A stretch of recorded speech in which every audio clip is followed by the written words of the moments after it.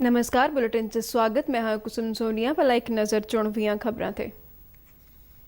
ਕੇਂਦਰ ਸਰਕਾਰ ਵੱਲੋਂ ਸਰਕਾਰੀ ਮੁਲਾਜ਼ਮਾਂ ਦੀ ਯੋਗਤਾ ਤੇ ਕੁਸ਼ਲਤਾ ਨੂੰ ਵਧਾਉਣ ਲਈ ਕਰਮਯੋਗੀ ਯੋਜਨਾ ਲਿਆਉਣ ਦਾ ਫੈਸਲਾ। ਕੇਂਦਰੀ ਕੈਬਨਿਟ ਨੇ ਜੰਮੂ ਅਤੇ ਕਸ਼ਮੀਰ ਅਧਿਕਾਰਤ ਭਾਸ਼ਾਵਾਂ ਬਿੱਲ 2020 ਤੋਂ ਇਲਾਵਾ 3 ਮਹੱਤਵਪੂਰਨ MOU ਲਿਆਏ ਜਾਣ ਨੂੰ ਦਿੱਤੀ ਮਨਜ਼ੂਰੀ। सूचना ते प्रसारण मंत्री प्रकाश जावड़ेकर ने प्ले स्टोर ते चोटी दियां 10 ऐप्स विच स्वदेशी ऐप्स दे शामिल होण ते खुशी प्रगटाई।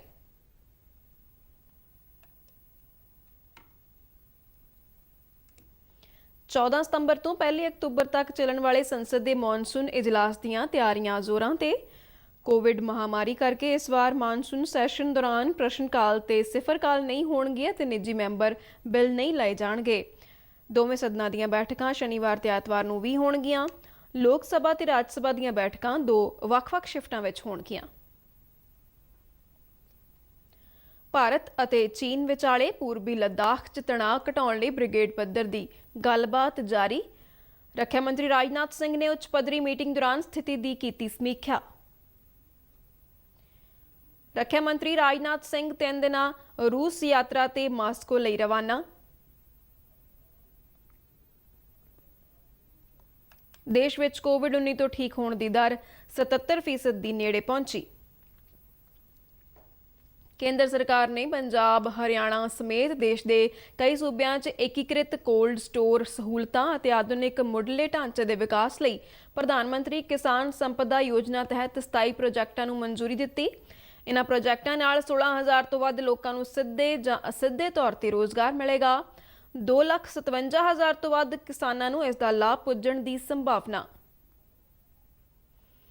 ਅਤੇ ਪਟਿਆਲਾ ਜ਼ਿਲ੍ਹੇ ਦੇ SSP ਨੇ ਸੋਸ਼ਲ ਮੀਡੀਆ ਤੇ ਕੋਵਿਡ-19 ਨੂੰ ਲੈ ਕੇ ਭੜਕਾਊ ਮੈਸੇਜ ਪਾਉਣ ਵਾਲਿਆਂ ਨੂੰ ਦਿੱਤੀ ਚੇਤਾਵਨੀ। ਪਿੰਡਾਂ ਵਿੱਚ ਸਿਹਤ ਕਰਮੀਆਂ ਤੇ ਹਮਲੇ ਨਾ ਕਰਨ ਦੀ ਕੀਤੀ ਅਪੀਲ। ਤੇ ਹੁਣ ਖਬਰਾਂ ਵਿਸਥਾਰ ਨਾਲ। केंद्र सरकार ਵੱਲੋਂ ਸਰਕਾਰੀ ਮੁਲਾਜ਼ਮਾਂ ਦੀ ਯੋਗਤਾ ਤੇ ਕੁਸ਼ਲਤਾ ਨੂੰ ਵਧਾਉਣ ਲਈ ਕਰਮਯੋਗੀ ਮਿਸ਼ਨ ਤਹਿਤ ਕਰਮਯੋਗੀ ਯੋਜਨਾ ਲਿਆਉਣ ਦਾ ਫੈਸਲਾ ਕੀਤਾ ਗਿਆ ਹੈ। ਅੱਜ ਨਵੀਂ ਦਿੱਲੀ ਵਿੱਚ ਪ੍ਰਧਾਨ ਮੰਤਰੀ ਨਰਿੰਦਰ ਮੋਦੀ ਦੀ ਪ੍ਰਧਾਨਗੀ ਵਿੱਚ ਹੋਈ ਕੈਬਨਿਟ ਮੀਟਿੰਗ ਦੌਰਾਨ ਕਰਮਯੋਗੀ ਯੋਜਨਾ ਸਮੇਤ ਹੋਰ ਕਈ ਅਹਿਮ ਫੈਸਲੇ ਲਏ ਗਏ। ਮੀਟਿੰਗ ਮਗਰੋਂ ਮੀਡੀਆ ਬਰੀਫਿੰਗ ਵਿੱਚ ਸੂਚਨਾ ਤੇ ਪ੍ਰਸਾਰਣ ਮੰਤਰੀ ਪ੍ਰਕਾਸ਼ ਜਾਵੜੇਕਰ ਨੇ ਦੱਸਿਆ ਕਿ ਕੈਬਨਿਟ ਨੇ ਜੰਮੂ ਅਤੇ ਕਸ਼ਮੀਰ ਰਾਜ ਭਾਸ਼ਾਵਾਂ ਬਿੱਲ 2020 ਲਿਆਉਣ ਨੂੰ ਵੀ ਪ੍ਰਵਾਨਗੀ ਦਿੱਤੀ, ਜਿਸ ਤਹਿਤ ਉਰਦੂ, ਕਸ਼ਮੀਰੀ, ਡੋਗਰੀ, ਹਿੰਦੀ ਅਤੇ अंग्रेजी जम्मू ਅਤੇ कश्मीर ਵਿੱਚ ਸਰਕਾਰੀ ਭਾਸ਼ਾਵਾਂ ਹੋਣਗੀਆਂ। ਇਸ ਤੋਂ ਇਲਾਵਾ ਕੇਂਦਰੀ ਕੈਬਨਿਟ ਨੇ 3 ਨਵੇਂ MOU ਲਿਆਏ ਜਾਣ ਨੂੰ ਵੀ ਮਨਜ਼ੂਰੀ ਦਿੱਤੀ। होने के बाद विभिन्न कर्मचारी अधिकारी उनकी लगातार क्षमतावर्धन कैसे हो, कार्यक्षमता कैसे बढ़े, इसके बारे में और वो प्रभावी कैसे, कारगर कैसे साबित हो, इसके लिए क्षमतावर्धन का एक लगातार कार्यक्रम चलेगा और उसका नाम कर्मयोगी योजना है।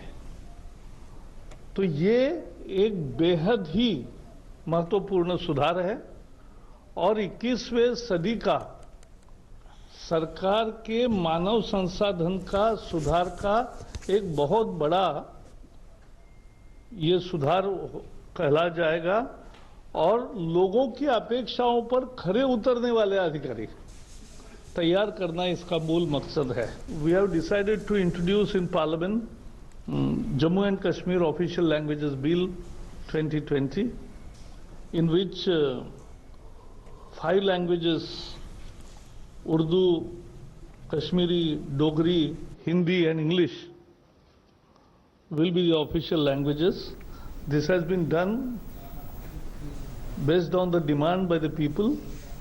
के साथ वस्त्र मंत्रालय का MOU हुआ क्वालिटी इवैल्यूएशन के लिए। खनन मंत्रालय का फिनलैंड के साथ एक समझौता हुआ है और नवीन ऊर्जा रिन्यूएबल एनर्जी मिनिस्ट्री का डेनमार्क के साथ एक समझौता हुआ है। वो भी समझौते देश के लिए महत्वपूर्ण है। ਸੂਚਨਾ ਤੇ ਪ੍ਰਸਾਰਣ ਮੰਤਰੀ ਪ੍ਰਕਾਸ਼ ਜਾਵੜੇਕਰ ਨੇ ਇਸ ਗੱਲ ਤੇ ਖੁਸ਼ੀ ਜ਼ਾਹਿਰ ਕੀਤੀ ਹੈ ਕਿ ਪਲੇ ਸਟੋਰ ਤੇ ਇਸ ਵੇਲੇ ਸਵਦੇਸ਼ੀ ਐਪਸ ਚੋਟੀ ਦੀਆਂ 10 ਐਪਸ ਵਿੱਚ ਸ਼ਾਮਲ ਨੇ।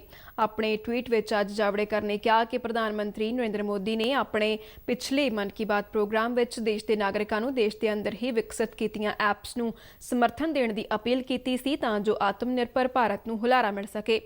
ਪ੍ਰਧਾਨ ਮੰਤਰੀ ਨੇ ਇਸ ਸੰਬੰਧ ਵਿੱਚ ਕੁਝ ਉਦਾਹਰਨਾਂ ਦਿੰਦਿਆਂ Kutuki kids learning app, Chingari app, ask Sarkar app, step set go app ਆਦਿ ਐਪਸ ਦੀ ਚਰਚਾ ਕੀਤੀ ਸੀ। 14 ਸਤੰਬਰ ਤੋਂ 1 ਅਕਤੂਬਰ ਤੱਕ ਹੋਣ ਵਾਲੇ ਸੰਸਦ ਦੇ ਮਾਨਸੂਨ ਇਜਲਾਸ ਦੀਆਂ ਤਿਆਰੀਆਂ ਜ਼ੋਰਾਂ-ਸ਼ੋਰਾਂ ਨਾਲ ਚੱਲ ਰਹੀਆਂ ਨੇ। ਅੱਜ ਲੋਕ ਸਭਾ ਤੇ ਰਾਜ ਸਭਾ ਦੇ ਸਕੱਤਰਾਂ ਵੱਲੋਂ ਜਾਰੀ ਨੋਟੀਫਿਕੇਸ਼ਨ ਵਿੱਚ ਕਿਹਾ ਗਿਆ ਹੈ ਕਿ ਕੋਵਿਡ-19 ਮਹਾਮਾਰੀ ਦੇ ਮੱਦੇਨਜ਼ਰ ਹੇਠਲੇ ਤੇ ਉੱਪਰਲੇ ਸਦਨ ਦੀਆਂ ਬੈਠਕਾਂ ਨਵੀਂ ਵਿਵਸਥਾ ਤਹਿਤ ਕਰਵਾਈਆਂ ਜਾ ਰਹੀਆਂ ਨੇ। ਉਨ੍ਹਾਂ ਦੱਸਿਆ ਕਿ ਇਸ ਵਾਰ ਸੰਸਦ ਦੇ ਸੈਸ਼ਨ ਦੌਰਾਨ ਪ੍ਰਸ਼ਨ ਕਾਲ ਅਤੇ ਨਿੱਜੀ ਮੈਂਬਰ ਬਿੱਲ ਨਹੀਂ ਲਏ ਜਾਣਗੇ। ਇਸ ਤੋਂ ਇਲਾਵਾ ਸਿਫਰ ਕਾਲ ਤੇ ਵੀ ਪਾਬੰਦੀ ਹੋਵੇਗੀ। ਮਾਨਸੂਨ ਇਜਲਾਸ ਦੌਰਾਨ ਕੋਈ ਬ੍ਰੇਕ ਨਹੀਂ ਹੋਵੇਗੀ ਅਤੇ ਸੰਸਦ ਦੇ ਦੋਵੇਂ ਸਦਨ ਸ਼ਨੀਵਾਰ ਅਤੇ ਐਤਵਾਰ ਵੀ ਕੰਮ ਕਰਨਗੇ। ਨੋਟੀਫਿਕੇਸ਼ਨ ਅਨੁਸਾਰ ਕੋਵਿਡ-19 ਮਹਾਮਾਰੀ ਦੇ ਮੱਦੇਨਜ਼ਰ ਮਾਨਸੂਨ ਇਜਲਾਸ 2 ਸ਼ਿਫਟਾਂ ਵਿੱਚ ਹੋਵੇਗਾ। ਪਹਿਲੀ ਸ਼ਿਫਟ ਸਵੇਰੇ 9 ਵਜੇ ਤੋਂ ਦੁਪਹਿਰ 1 ਵਜੇ ਤੱਕ, ਜਦਕਿ ਦੂਜੀ ਸ਼ਿਫਟ ਬਾਅਦ ਦੁਪਹਿਰ 3 ਵਜੇ ਤੋਂ ਸ਼ਾਮ 7 ਵਜੇ ਤੱਕ ਹੋਵੇਗੀ। ਮਾਨਸੂਨ ਇਜਲਾਸ ਦੇ ਸ਼ੁਰੂਆਤੀ ਦਿਨ ਨੂੰ ਛੱਡ ਕੇ ਰਾਜ ਸਭਾ ਦੀਆਂ ਬੈਠਕਾਂ ਸਵੇਰ ਵਾਲੀ ਸ਼ਿਫਟ ਵਿੱਚ, ਜਦਕਿ ਲੋਕ ਸਭਾ ਦੀਆਂ ਸ਼ਾਮ ਵਾਲੀ ਸ਼ਿਫਟ ਵਿੱਚ ਹੋਣਗੀਆਂ। ਇਸ ਵਾਰ ਮਾਨਸੂਨ ਸੈਸ਼ਨ ਪ੍ਰਸ਼ਨ ਕਾਲ ਤੋਂ ਵਾਂਝਾ ਹੋਣ ਬਾਰੇ ਵਿਰੋਧੀ ਪਾਰਟੀਆਂ ਨੇ ਤਿੱਖੀ ਪ੍ਰਤੀਕਿਰਿਆ ਦਿੱਤੀ। ਤ੍ਰਿਣਮੂਲ ਕਾਂਗਰਸ ਦੇ ਮੈਂਬਰ ਪਾਰਲੀਮੈਂਟ ਅਤੇ ਰਾਜ ਸਭਾ ਵਿੱਚ ਪਾਰਟੀ ਦੇ ਨੇਤਾ ਡੈਰਕ ਓਬਰਾਇਨ ਨੇ ਕਿਹਾ ਕਿ ਵਿਰੋਧੀ ਪਾਰਟੀਆਂ ਦੇ ਮੈਂਬਰ ਸਰਕਾਰ ਤੋਂ ਸਵਾਲ ਪੁੱਛਣ ਦੇ ਆਪਣੇ ਅਧਿਕਾਰ ਗੁਆ ਬੈਠਣਗੇ। ਆਪਣੇ ਟਵੀਟ ਵਿੱਚ ਉਹਨਾਂ ਦੋਸ਼ ਲਗਾਇਆ ਕਿ ਲੋਕਤੰਤਰ ਦੀ ਹੱਤਿਆ ਲਈ ਮਹਾਮਾਰੀ ਨੂੰ ਇੱਕ ਬਹਾਨਾ ਬਣਾਇਆ ਗਿਆ ਹੈ। ਪਿਛਲੇ ਹਫ਼ਤੇ ਲੋਕ ਸਭਾ ਵਿੱਚ ਕਾਂਗਰਸ ਦੇ ਆਗੂ ਅਧੀਰ ਰੰਜਨ ਚੌਧਰੀ ਨੇ ਕਿਹਾ ਸੀ ਕਿ ਉਹਨਾਂ ਲੋਕ ਸਭਾ ਦੇ ਸਪੀਕਰ ਓਮ ਬਿਰਲਾ ਨੂੰ ਪ੍ਰਸ਼ਨ ਕਾਲ ਅਤੇ ਸਿਫਰ ਕਾਲ ਨਾ ਕੱਟਣ ਬਾਰੇ ਚਿੱਠੀ ਲਿਖੀ ਸੀ। ਉਹਨਾਂ ਕਿਹਾ ਸੀ ਕਿ ਇਸ ਨਾਲ ਕਾਨੂੰਨ ਘਾੜਿਆਂ ਨੂੰ ਕੌਮੀ ਮਹੱਤਵ ਦੇ ਮੁੱਦਿਆਂ ਨੂੰ ਚੁੱਕਣ ਦਾ ਮੌਕਾ ਨਹੀਂ ਮਿਲੇਗਾ। ਇਸ ਦੌਰਾਨ ਸੂਤਰਾਂ ਨੇ ਦੱਸਿਆ ਕਿ ਸਰਕਾਰ ਨੇ ਵੱਖ-ਵੱਖ ਵਿਰੋਧੀ ਪਾਰਟੀਆਂ ਤੱਕ ਪਹੁੰਚ ਕਰਕੇ ਕੋਵਿਡ ਮਹਾਮਾਰੀ ਦੇ ਮੱਦੇਨਜ਼ਰ ਪ੍ਰਸ਼ਨ ਕਾਲ ਨਾ ਕਰਵਾ ਸਕਣ ਦੀ ਆਪਣੀ ਮਜਬੂਰੀ ਸਾਂਝੀ ਕੀਤੀ। ਰੱਖਿਆ ਮੰਤਰੀ ਰਾਜਨਾਥ ਸਿੰਘ ਨੇ ਇਸ ਸੰਬੰਧੀ ਰਾਜ ਸਭਾ ਵਿੱਚ ਵਿਰੋਧੀ ਧਿਰ ਦੇ ਆਗੂ ਗੁਲਾਮ ਨਬੀ ਆਜ਼ਾਦ, ਅਧੀਰ ਰੰਜਨ ਚੌਧਰੀ, ਬੀਜੂ ਜਨਤਾ ਦਲ ਦੇ ਪਿਨਾਕੀ ਮਿਸ਼ਰਾ ਤੇ ਤ੍ਰਿਣਮੂਲ ਕਾਂਗਰਸ ਦੇ ਓਬਰਾਇਨ ਨਾਲ ਚਰਚਾ ਕੀਤੀ ਸੀ।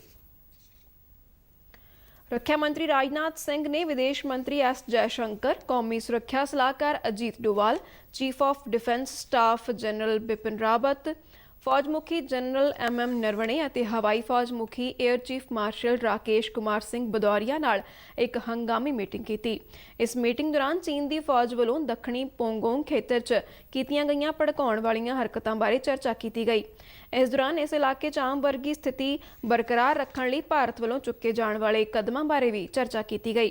ਕੱਲ ਬ੍ਰਿਗੇਡ ਕਮਾਂਡਰ ਪੱਧਰੀ ਚੁਸ਼ੂਲ ਵਿੱਚ ਗੱਲਬਾਤ ਵੀ ਹੋਈ, ਜਿਸ ਵਿੱਚ ਚੀਨ ਦੀਆਂ ਫੌਜਾਂ ਵੱਲੋਂ ਕੀਤੀਆਂ ਗਈਆਂ ਭੜਕਾਉਣ ਵਾਲੀਆਂ ਸਰਗਰਮੀਆਂ ਤੇ ਚਰਚਾ ਹੋਈ। ਫੌਜ ਨੇ ਕਿਹਾ ਹੈ ਕਿ ਚੀਨ ਦੇ ਫੌਜੀਆਂ ਨੇ ਪੂਰਬੀ ਲੱਦਾਖ ਵਿੱਚ ਕਈ ਥਾਵਾਂ ਤੇ ਫੌਜੀ ਅਤੇ ਰਣਨੀਤਿਕ ਪ੍ਰਬੰਧਾਂ 'ਚ ਛੇੜਛਾੜ ਕਰਨ ਦਾ ਯਤਨ ਕੀਤਾ। 29 ਅਗਸਤ ਤੋਂ ਰਾਤ ਦੇ ਹਨੇਰੇ 'ਚ ਕੀਤੀਆਂ ਗਈਆਂ ਅਜਿਹੀਆਂ ਸ਼ਰਾਰਤੀ ਸਰਗਰਮੀਆਂ ਦਾ ਭਾਰਤੀ ਫੌਜ ਵੱਲੋਂ ਡਟਵਾਂ ਜਵਾਬ ਦਿੱਤਾ ਗਿਆ। ਰੱਖਿਆ ਮੰਤਰੀ ਰਾਜਨਾਥ ਸਿੰਘ ਅੱਜ ਸਵੇਰੇ 3 ਦਿਨਾਂ ਰੂਸ ਯਾਤਰਾ ਤੇ ਰਵਾਨਾ ਹੋ ਗਏ, ਜਿੱਥੇ ਉਹ ਸ਼ੰਘਾਈ ਸਹਿਯੋਗ ਸੰਗਠਨ ਦੇ ਰੱਖਿਆ ਮੰਤਰੀਆਂ ਦੇ ਸੰਮੇਲਨ ਵਿੱਚ ਹਿੱਸਾ ਲੈਣਗੇ। ਸ਼ੰਘਾਈ ਸਹਿਯੋਗ ਸੰਗਠਨ ਦੇ 8 ਮੈਂਬਰ ਮੁਲਕਾਂ ਦੇ ਰੱਖਿਆ ਮੰਤਰੀਆਂ ਵੱਲੋਂ ਅੱਤਵਾਦ ਸਮੇਤ ਖੇਤਰੀ ਸੁਰੱਖਿਆ ਨੂੰ ਹੋਰ ਵੰਗਾਰਾਂ ਵਰਗੇ ਮੁੱਦਿਆਂ ਤੇ ਚਰਚਾ ਕੀਤੇ ਜਾਣ ਦੀ ਸੰਭਾਵਨਾ ਹੈ। ਇਸ ਮੀਟਿੰਗ ਦੌਰਾਨ ਖੇਤਰੀ ਸੁਰੱਖਿਆ ਵੰਗਾਰਾਂ ਨਾਲ ਸਾਂਝੇ ਤੌਰ ਤੇ ਨਜਿੱਠਣ ਤੇ ਗੱਲਬਾਤ ਕੀਤੀ ਜਾਵੇਗੀ। ਰਾਜਨਾਥ ਸਿੰਘ ਰੂਸੀ ਰੱਖਿਆ ਮੰਤਰੀ ਜਨਰਲ ਸ਼ਰਜਈ ਸ਼ੋਇਬੂ ਦੇ ਸੱਦੇ ਤੇ ਮਾਸਕੋ ਦਾ ਦੌਰਾ ਕਰ ਰਹੇ ਨੇ। ਇਸ ਦੌਰਾਨ ਉਹ ਸਾਂਝੀ ਸੁਰੱਖਿਆ ਸੰਧੀ ਸੰਗਠਨ ਦੀ ਮੀਟਿੰਗ ਤੋਂ ਇਲਾਵਾ ਕਾਮਨਵੈਲਥ ਆਫ ਇੰਡੀਪੈਂਡੈਂਟ ਸਟੇਟਸ ਦੀਆਂ ਮੀਟਿੰਗਾਂ ਵਿੱਚ ਵੀ ਸ਼ਿਰਕਤ ਕਰਨਗੇ। ਆਪਣੇ ਟਵੀਟ ਵਿੱਚ ਰੱਖਿਆ ਮੰਤਰੀ ਨੇ ਕਿਹਾ ਕਿ ਉਹ ਰੂਸੀ ਰੱਖਿਆ ਮੰਤਰੀ ਜਨਰਲ ਸ਼ੋਇਬੂ ਨਾਲ ਮੀਟਿੰਗ ਦੌਰਾਨ ਦੁਵੱਲੇ ਸਹਿਯੋਗ ਅਤੇ ਆਪਸੀ ਹਿੱਤ ਦੇ ਮੁੱਦਿਆਂ ਤੇ ਗੱਲਬਾਤ ਕਰਨਗੇ। ਉਨ੍ਹਾਂ ਕਿਹਾ ਕਿ ਭਾਰਤ ਅਤੇ ਰੂਸ ਖਾਸ ਰਣਨੀਤਿਕ ਭਾਈਵਾਲ ਨੇ ਅਤੇ ਆਪਣੇ ਇਸ ਦੌਰੇ ਦੌਰਾਨ ਉਹ ਭਾਈਵਾਲੀ ਨੂੰ ਹੋਰ ਮਜ਼ਬੂਤ ਕੀਤੇ ਜਾਣ ਪ੍ਰਤੀ ਆਸਵੰਦ ਨੇ। ਜੂਨ ਮਹੀਨੇ ਤੋਂ ਰਾਜਨਾਥ ਸਿੰਘ ਦੀ ਮਾਸਕੋ ਦੀ ਇਹ ਦੂਸਰੀ ਫੇਰੀ ਹੈ। 24 ਜੂਨ ਨੂੰ ਉਹ ਮਾਸਕੋ ਵਿੱਚ ਵਿਕਟਰੀ ਡੇ ਪਰੇਡ ਵਿੱਚ ਹਿੱਸਾ ਲੈਣ ਲਈ ਗਏ ਸਨ। ਰੂਸ ਵੱਲੋਂ ਭਾਰਤ ਦੇ ਵਿਦੇਸ਼ ਮੰਤਰੀ ਡਾਕਟਰ ਐਸ ਜੈਸ਼ੰਕਰ ਨੂੰ ਵੀ ਸੱਦਾ ਦਿੱਤਾ ਗਿਆ ਹੈ, ਜੋ ਸ਼ੰਘਾਈ ਸਹਿਯੋਗ ਸੰਗਠਨ ਦੇ ਵਿਦੇਸ਼ ਮੰਤਰੀਆਂ ਦੀ ਇਸ ਮਹੀਨੇ ਦੀ 10 ਤਰੀਕ ਨੂੰ ਮਾਸਕੋ ਵਿੱਚ ਹੋਣ ਵਾਲੀ ਮੀਟਿੰਗ ਵਿੱਚ ਸ਼ਿਰਕਤ ਕਰਨਗੇ। ਸੋਸ਼ਲ ਨੈਟਵਰਕਿੰਗ ਸਾਈਟ ਫੇਸਬੁੱਕ ਨੇ ਪਾਕਿਸਤਾਨ ਤੋਂ ਭਾਰਤ ਖਿਲਾਫ ਚਲਾਏ ਜਾ ਰਹੇ 103 ਪੇਜਾਂ 453 ਖਾਤਿਆਂ ਅਤੇ 107 ਇੰਸਟਾਗ੍ਰਾਮ ਖਾਤਿਆਂ ਨੂੰ ਅਗਸਤ ਦੇ ਮਹੀਨੇ 'ਚ ਬੰਦ ਕਰ ਦਿੱਤਾ ਹੈ। ਫੇਸਬੁੱਕ ਦੇ ਇੱਕ ਬੁਲਾਰੇ ਨੇ ਦੱਸਿਆ ਕਿ ਫੇਸਬੁੱਕ ਤੇ ਪਾਕਿਸਤਾਨ ਤੋਂ 3 ਵੱਖੋ-ਵੱਖਰੇ ਨੈਟਵਰਕਾਂ ਰਾਹੀਂ ਉਰਦੂ, ਹਿੰਦੀ, ਇੰਗਲਿਸ਼ ਅਤੇ ਪੰਜਾਬੀ ਭਾਸ਼ਾ ਵਿੱਚ ਅਜਿਹੇ ਖਾਤੇ ਚਲਾਏ ਜਾ ਰਹੇ ਸਨ ਜਿਨ੍ਹਾਂ ਨੂੰ ਖੇਤਰੀ ਖਬਰਾਂ ਅਤੇ ਤਾਜ਼ੀਆਂ ਘਟਨਾਵਾਂ ਦਾ ਨਾਂ ਦਿੱਤਾ ਗਿਆ ਸੀ। ਇਨ੍ਹਾਂ ਖਾਤਿਆਂ ਰਾਹੀਂ ਭਾਰਤ ਅਤੇ ਪਾਕਿਸਤਾਨ ਦੇ ਸਮਾਜਿਕ ਅਤੇ ਸਿਆਸੀ ਮੁੱਦਿਆਂ ਨੂੰ ਆਪਣੇ ਢੰਗ ਨਾਲ ਤੋੜ-ਮਰੋੜ ਕੇ ਪੇਸ਼ ਕੀਤਾ ਜਾ ਰਿਹਾ ਸੀ। ਇਸ ਤੋਂ ਇਲਾਵਾ ਇਨ੍ਹਾਂ ਨੈਟਵਰਕਾਂ ਰਾਹੀਂ ਭਾਰਤੀ ਫੌਜ, ਭਾਰਤ ਸਰਕਾਰ ਅਤੇ ਕੋਰੋਨਾ ਮਹਾਮਾਰੀ ਨਾਲ ਨਜਿੱਠਣ ਲਈ ਕੀਤੇ ਜਾ ਰਹੇ ਉਪਰਾਲਿਆਂ ਦੀ ਵੀ ਨਿਖੇਧੀ ਕੀਤੀ ਜਾ ਰਹੀ ਸੀ। ਇਨ੍ਹਾਂ ਖਾਤਿਆਂ ਦੇ ਫਾਲੋਅਰਾਂ ਦੀ ਗਿਣਤੀ ਤਕਰੀਬਨ 70,000 ਸੀ।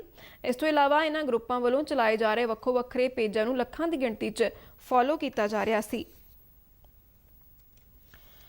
ਭਾਰਤ ਵਿੱਚ ਕੋਵਿਡ-19 ਕੇਸਾਂ ਵਿੱਚ ਵਾਧੇ ਦੇ ਬਾਵਜੂਦ ਵਿਸ਼ਵ ਦੇ ਬਾਕੀ ਮੁਲਕਾਂ ਦੇ ਮੁਕਾਬਲੇ ਕੋਵਿਡ ਤੋਂ ਮੌਤ ਦਰ ਬਹੁਤ ਘੱਟ ਦਰਜ ਕੀਤੀ ਜਾ ਰਹੀ ਹੈ। ਕੇਂਦਰੀ ਸਿਹਤ ਮੰਤਰਾਲਾ ਅਨੁਸਾਰ ਇਸ ਸਮੇਂ ਵਿਸ਼ਵ ਪੱਧਰ ਤੇ ਕੋਵਿਡ ਮੌਤ ਦਰ 3.3% ਹੈ, ਜਦਕਿ ਭਾਰਤ ਵਿੱਚ ਇਹ ਦਰ 1.76% ਦਰਜ ਹੋਈ ਹੈ।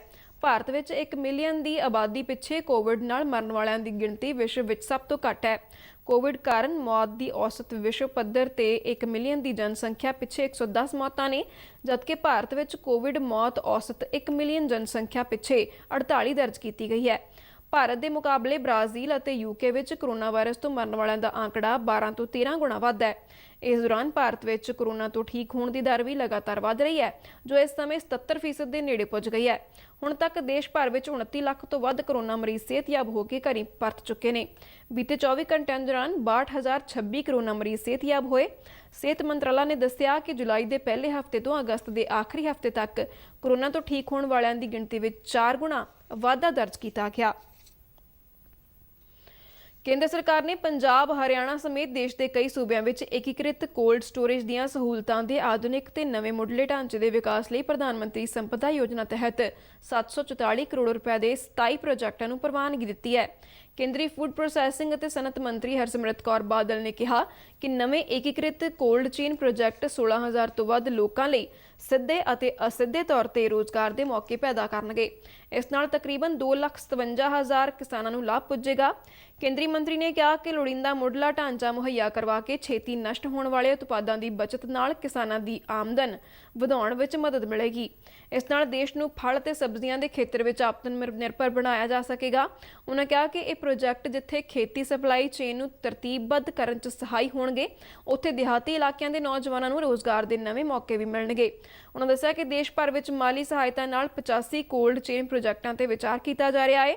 ਏਕੀਕ੍ਰਿਤ ਕੋਲਡ ਚੇਨ ਅਤੇ ਮੁੱਲ ਵਾਧਾ ਢਾਂਚੇ ਦੀ ਕੇਂਦਰੀ ਯੋਜਨਾ ਤਹਿਤ ਮੰਤਰਾਲਾ ਵੱਲੋਂ ਭੰਡਾਰਨ ਅਤੇ ਢੁਆ-ਢੁਆਈ ਲਈ ਆਮ ਖੇਤਰਾਂ 'ਚ 35% ਦੀ ਦਰ ਨਾਲ ਉੱਤਰ ਪੂਰਬੀ ਰਾਜਾਂ, ਹਿਮਾਲੀਅਨ ਰਾਜਾਂ, ITDP ਖੇਤਰਾਂ ਅਤੇ ਟਾਪੂਆਂ ਲਈ 50% ਦੀ ਦਰ ਨਾਲ ਗ੍ਰਾਂਟ ਇਨ ਏਡ ਦੇ ਰੂਪ 'ਚ ਮਾਲੀ ਸਹਾਇਤਾ ਮੁਹੱਈਆ ਕਰਵਾਈ ਜਾਂਦੀ ਹੈ। ਇਨੀ ਦਿਨੀ ਪੰਜਾਬ ਦੇ ਵੱਖ-ਵੱਖ ਹਿੱਸਿਆਂ ਵਿੱਚ ਕੋਵਿਡ ਡਿਊਟੀ ਤੇ ਲੱਗੇ ਸਟਾਫ ਨਾਲ ਪਿੰਡਾਂ ਵਿੱਚ ਦੁਰਵਿਵਹਾਰ ਕੀਤੇ ਜਾਣ ਦੀ ਖਬਰਾਂ ਸਾਹਮਣੇ ਆ ਰਹੀਆਂ ਨੇ, ਜਿਸ ਬਾਰੇ ਪ੍ਰਸ਼ਾਸਨ ਕਾਫੀ ਗੰਭੀਰ ਹੈ ਤੇ ਲੋਕਾਂ ਨੂੰ ਅਜਿਹਾ ਕਰਨ ਵਿਰੁੱਧ ਚੇਤਾਵਨੀ ਦਿੱਤੀ ਜਾ ਰਹੀ ਹੈ। ਦਰਅਸਲ ਸੋਸ਼ਲ ਮੀਡੀਆ ਤੇ ਕੋਵਿਡ-19 ਨੂੰ ਲੈ ਕੇ ਗੁੰਮਰਾਹਕੁਨ ਪ੍ਰਚਾਰ ਅਤੇ ਅਫਵਾਹਾਂ ਫੈਲਾਈਆਂ ਜਾ ਰਹੀਆਂ ਨੇ, ਜਿਸ ਤੋਂ ਪ੍ਰਭਾਵਿਤ ਹੋ ਕੇ ਲੋਕ ਸਿਹਤ ਕਰਮੀਆਂ ਨਾਲ ਮਾੜਾ ਵਿਹਾਰ ਕਰ ਰਹੇ ਨੇ ਤੇ ਕਈ ਥਾਈਂ ਹਿੰਸਾ ਵੀ ਹੋਈ ਹੈ। ਪਟਿਆਲਾ ਜ਼ਿਲ੍ਹੇ ਦੇ SSP ਵਿਕਰਮਜੀਤ ਦੁੱਗਲ ਨੇ ਸੋਸ਼ਲ ਮੀਡੀਆ ਤੇ ਕੋਵਿਡ ਨੂੰ ਲੈ ਕੇ ਗੁੰਮਰਾਹਕੁਨ ਪ੍ਰਚਾਰ ਕਰਨ ਵਾਲਿਆਂ ਨੂੰ ਸਖਤ ਚੇਤਾਵਨੀ ਦਿੰਦਿਆਂ ਕਾਰਵਾਈ ਕਰਨ ਦੀ ਗੱਲ ਕਹੀ ਹੈ। ਮੀਡੀਆ ਨੂੰ ਜਾਰੀ ਇੱਕ ਬਿਆਨ ਵਿੱਚ ਉਹਨਾਂ ਕਿਹਾ ਕਿ ਪਿੰਡਾਂ ਵਿੱਚ ਟੈਸਟਿੰਗ ਟੀਮਾਂ ਦਾ ਵਿਰੋਧ ਕਰਨ ਵਾਲਿਆਂ ਨੂੰ ਟੀਮਾਂ ਦਾ ਸਹਿਯੋਗ ਕਰਨਾ ਚਾਹੀਦਾ ਹੈ ਤੇ ਮੈਡੀਕਲ ਟੀਮਾਂ ਨਾਲ ਅਫਵਾਹਾਂ ਦੇ ਅਸਰ ਹੇਠ ਦੁਰਵਿਹਾਰ ਕਰਨ ਵਾਲਿਆਂ ਖਿਲਾਫ ਕਾਰਵਾਈ ਹੋਵੇਗੀ। ਉਹਨਾਂ ਦੱਸਿਆ ਕਿ ਕੋਵਿਡ ਡਿਊਟੀ ਤੇ ਲੱਗੇ ਸਟਾਫ ਨਾਲ ਦੁਰਵਿਹਾਰ ਕਰਨ ਵਾਲਿਆਂ ਖਿਲਾਫ ਹੁਣ ਤੱਕ 7 ਪਰਚੇ ਦਰਜ ਕੀਤੇ ਗਏ ਨੇ। ਪਟਿਆਲਾ ਪੁਲਿਸ ਵੱਲੋਂ, ਪਟਿਆਲਾ ਪ੍ਰਸ਼ਾਸਨ ਵੱਲੋਂ ਕੋਵਿਡ ਦੇ ਅਗੇਂਸਟ ਜੋ ਮੁਹਿੰਮ ਚਲਾਈ ਗਈ ਹੈ ਮਿਸ਼ਨ ਫਤਿਹ ਦੇ ਤਹਿਤ, ਉਹਦੇ ਅਧੀਨ ਅਲੱਗ-ਅਲੱਗ ਤਰ੍ਹਾਂ ਦੇ ਉਪਰਾਲੇ ਕੀਤੇ ਜਾ ਰਹੇ ਹੈ।